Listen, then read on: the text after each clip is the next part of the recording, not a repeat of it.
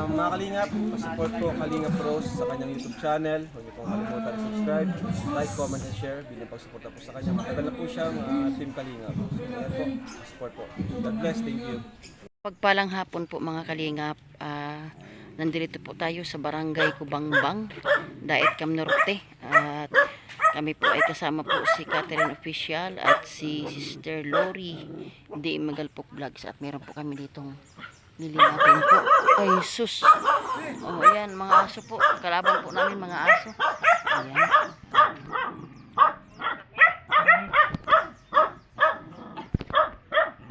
Tuloy na po ako mga kalingap, at meron po tayo ditong napansin na bahay. Ayan oh, ayan, may naiyak na bata.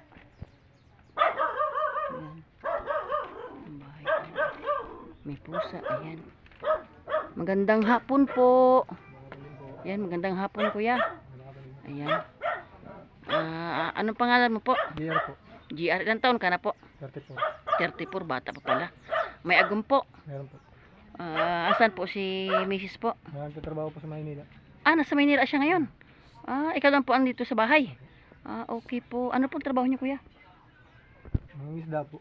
Mangingisda. Kumusta naman po ang buhay niyo po? Hindi na po nga ngayon ng mga malakas sa trabaho. Ganun. Bali, ano po, pagka kakabinta kayo, doon kayo nakuha ng pagkain. Ilang taon na po si Mrs. sa Maynila po? Ano pa lang po, buwan pa lang po. Buwan po lang. Ilan ang aki niyo po? 3 po. 3. Mga nag-aaral pa po sila. Moreno po, yung dalawa, yung isang dyan sa Kubangan. Okay. Yung nga naman. Ayan. Kami kuya ay mga scouter po ni Kuya Bal Santos Matubang. Ano po? Ang hinahanap po talaga namin yung mga senior, na mga bata na iniwan ng magulang. So nakita nga po namin ang inyong bahay po na ano, at siyempre po kahit pa hindi kayo senior, kumbaga ang buhay niyo po ay ano, kumbaga sakto lang. Ayan. So ito pong bahay niyo po, inyo na po ito kuya. Sa asawa ko. Ito pong lupang ito sa inyo po ito. Sabihanan ko po. Sabianan niyo po ito. Okay. Kuhanan po natin. Ayan, medyo ano ang bahay ni kuya. Hindi naman to kuya natulo. Tulong nga po pag Ayan, napansin nga po namin kasi kami po ay, kumbaga kami po naghahanap kasi. Ay, kaya pala may tarapal na ano kuya. Ayan, may tarapal na ang bahay nila. Ayan, kawawa naman si kuya.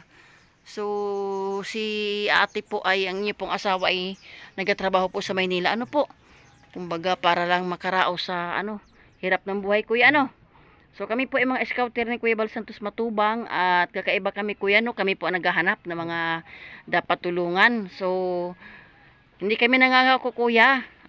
Pwede ka pong manawagan kay Kuya Bal Santos Matubang. Ano bang inyong kahilingan po sa inyong buhay po? Ngayon, paayos lang po ng bahay. Yung kamiling namin sa ano. Ang daming pinag-aaral namin mag-asawa na ayos lang itong bahay para mapakatulog ng bahay sa mga bata. Okay. Kumbaga natulo po. Ay, talaga matibay po kahit pumasok po kayo sa loob. Okay. Makikita niyo naman. Oo nga. May mga ano, Plastic na po yun. may mga plastic na. Opo. Sa bagay, naintindihan po namin kayo kuya no, kasi ang hanap buhay nyo ay dagat lamang. Ano po? Kumbaga pag nakakuha ng 5 kilo, pangkain lang talaga. Ano ho? Kaya nga namamasukan si ate doon sa Maynila. Ayun. Bali, ang ilang taon na po panganay nyo kuya? 14 po. 14. Ayan, pwede bang makuhanan si ate? Bibi. Kuha na natin ang ano ang bahay nila. Ayan. Pasok po kayo. Bay, tago na siya. Yun, so ito, ito yung bahay ni kuya. Ay, naku, natulong nga kuya. Oo nga po. Ala. Ay, wait lang ning ha. Wala namang aso no. Pinapasok ko sapatos sa kuya. Sige na po. Ayan oh, ayan natulo ang bahay nila. La, kawawa nga. Abay, puro plastic na pala ito, kuya. Kawawa naman si kuya. Buti kuya, napansin kita ano, na kami naglalakad. Hala, ay oo nga. So, ang problema dito kuya, bubong. Bubong lang po. Bubong lang po talaga. Mga dingding. Ang dingding. Kung sakali kuya naman, malay mo po, may hipuin ng Panginoon. Ano kuya, pag ito'y ating in-upload, no? May hipuin ng Panginoon. So, ikaw panganay, Ning. Ikaw pa, ilang taon ka na? 15. Abang, nag-aaral ka pa? Banga naman. So, wala, ikaw ang nagiging tumayo ng nanay kasi wala ang nanay mo. Aba, yan, tingnan nyo na po mga Kuya Bal, oh. Ang bahay po ni Kuya Bal. Talagang kawawa si Kuya, oh. Lo, sira-sira na pala ang bahay. May puro plastic na. Ilang taon na ito, Kuya, ganito ang bahay mo? Ito nga rin, 4 na taon na po ito.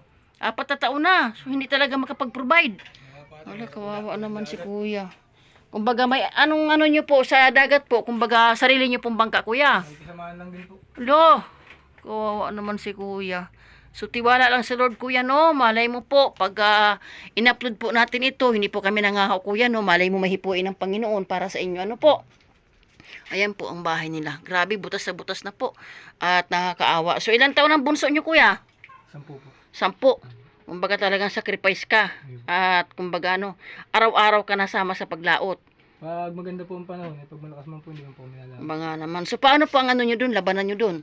Partida. Partihan lang po, isang partis. Partihan lang. Wala. Sa akin, isang partis na kasamahan ko. Para nakakaiyak naman ang buhay kuya ano. Ganun, sanayan Oo lang. nga. Kaya sana yan lang ano. So ganito lang kuya no.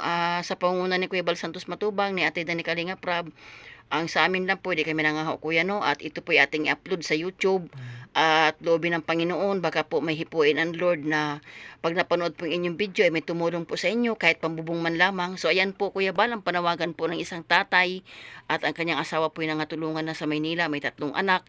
Nangingista lang ito Kuya Bal at ang kanyang hanap buhay po pangingista lamang at party-party lang daw po.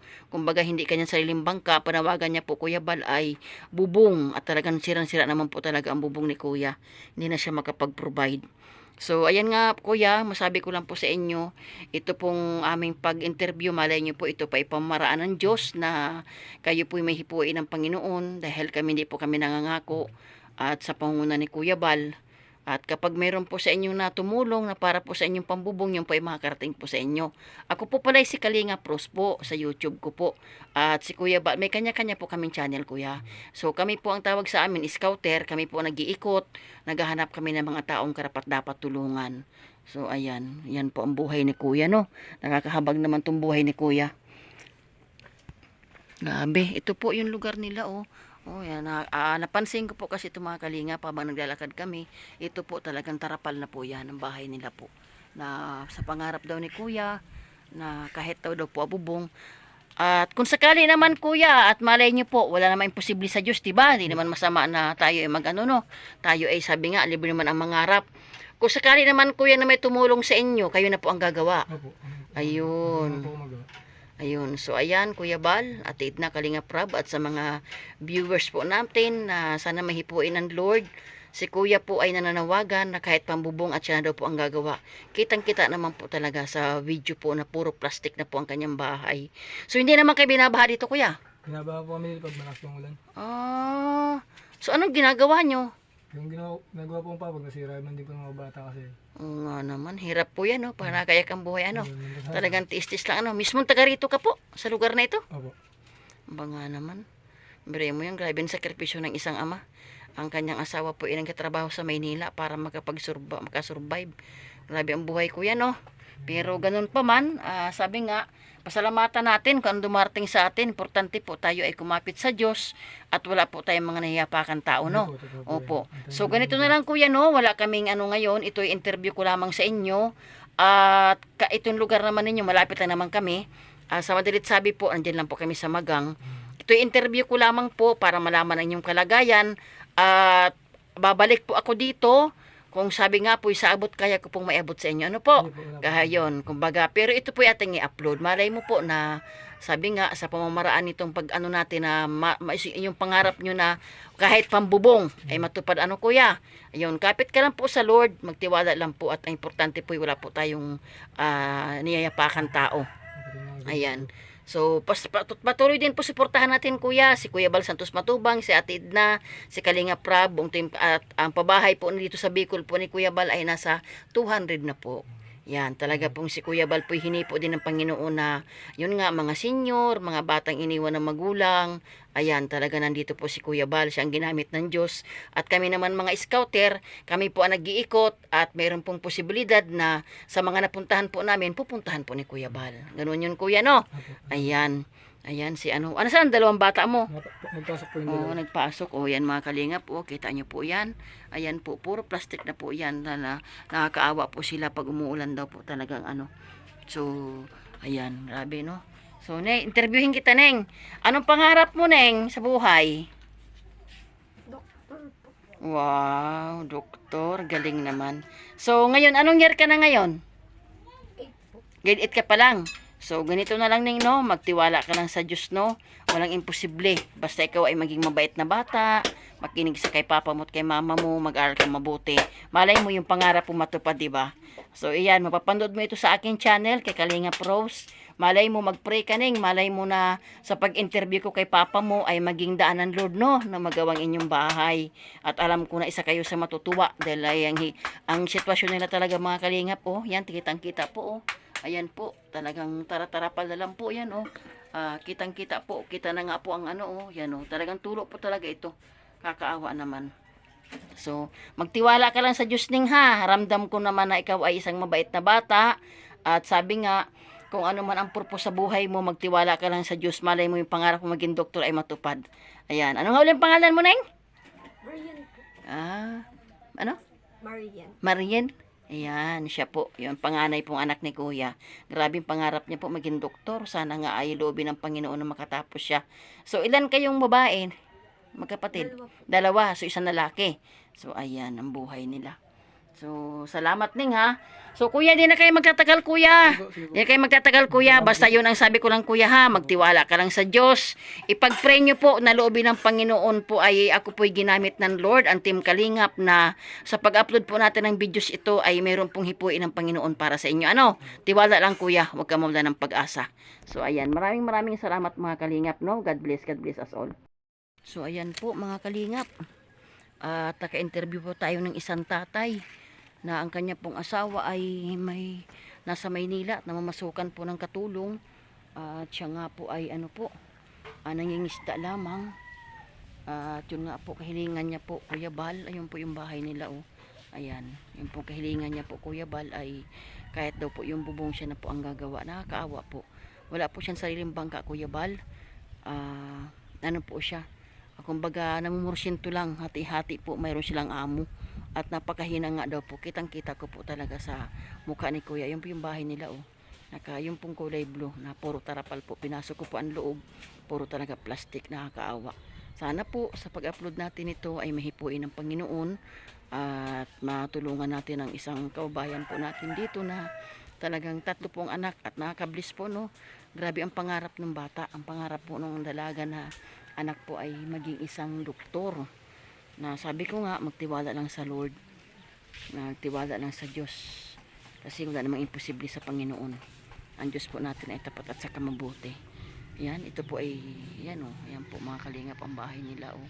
Kakaawa. Kaya nung naglalakad po kami, napansin po namin na puro tarapal.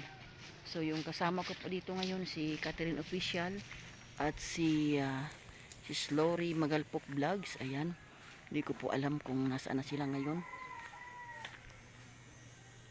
Ay, baka nandoon po sa kabila, nag-interview. Ayan, so hintayin ko na nandito sa labas. Ayan. So, sila po ay naghahanap din po ng may interview. So, ayan po mga Kalingap, ang istorya ng isang tatay na may 3 anak na nakakaawa naman po. At sabi ko nga, magtiwala lang sa Panginoon. Ang Diyos po natin ay tapat at saka mabuti. Salamat mga Kalingap. God bless us all. Bye-bye.